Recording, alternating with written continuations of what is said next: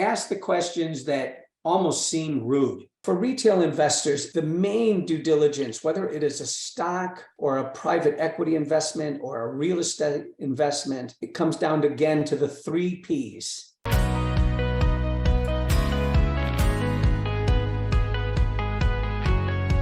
What do you recommend as a due diligence checklist for retail investors? If you can kind of bullet point that out. For retail investors, anything they buy, the main due diligence, whether it is a stock or a private equity investment or a real estate investment, it comes down again to the 3 Ps. People, product, performance. Mm-hmm. When you invest in a stock, it's really, what is the stock? Its product. What is its performance, which we can measure historically? And what are the people? In other words, are management now, are they current? Have they been there during times when it prospered, et cetera? So if you have a brand new manager to a new company, like when Tim Cook took over Apple, you have to be from Steve Jobs, because he passed away. You have to be wondering, can Steve Cook do as well as Tim Cook do as well as Steve Jobs? The first bet would be no, but Tim Cook has proven that he's able to move Apple along. So the people side has been handled by that in terms of investment in a stock. But the same thing comes true when you're buying real estate from someone and or a private equity investment from someone, is to make sure that the people are genuine. Being genuine is something that a lot of times is a feel, but the main question to figure that out is, what is their experience? How long have they been doing it? Have they had any kind of personal performance, personal track record? What did they do before?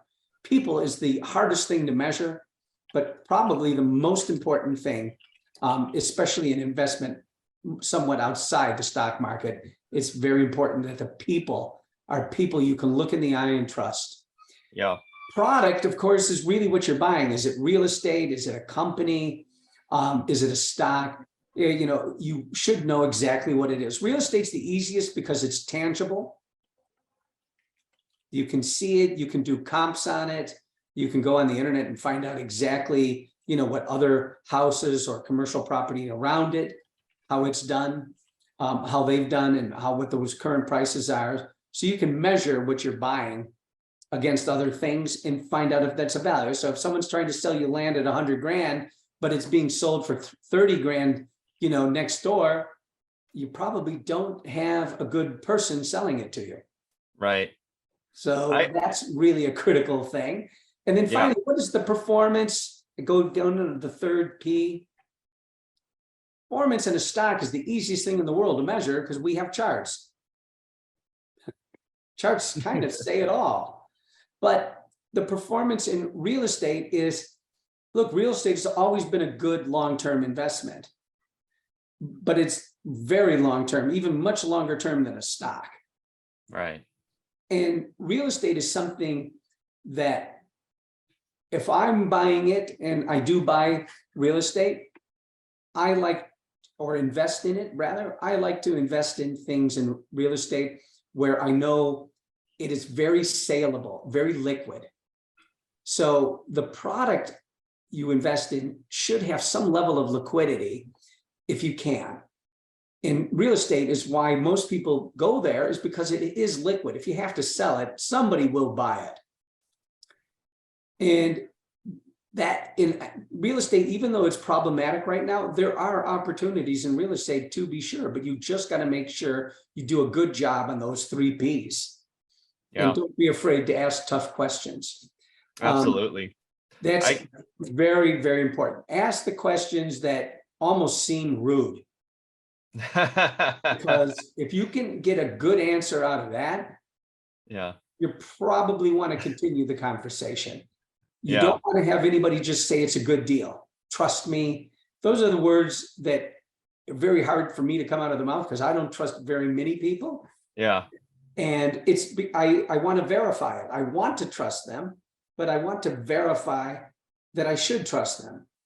You know, I can totally relate to what you're saying, Kelly, and I'll just wrap this up here.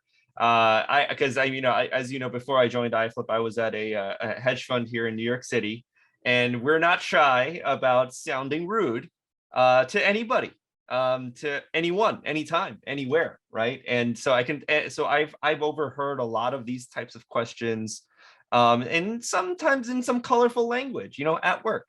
But and I could relate to it on another level, because one of the things that we were a very strong traditional, fundamental, old school kind of a hedge fund. And at the time, I didn't really understand this, but we spent a lot of time, and I talked about this in our crypto class. If anybody here, give me a shout out if anybody attended the crypto class all the way back in January. But I mentioned this in the crypto class back then. We spent a lot of time, our research team anyway, spent a lot of time analyzing like personality profiles and everything like that from the leadership team of new companies. And I didn't get it at the time. Like, why does that matter? Like, I thought stocks were all about the charts, right? I thought it was just about the performance. But we spent a lot of time and a lot of resources on the people side of things as well. And now that you're saying it, it just kind of reminded me of that.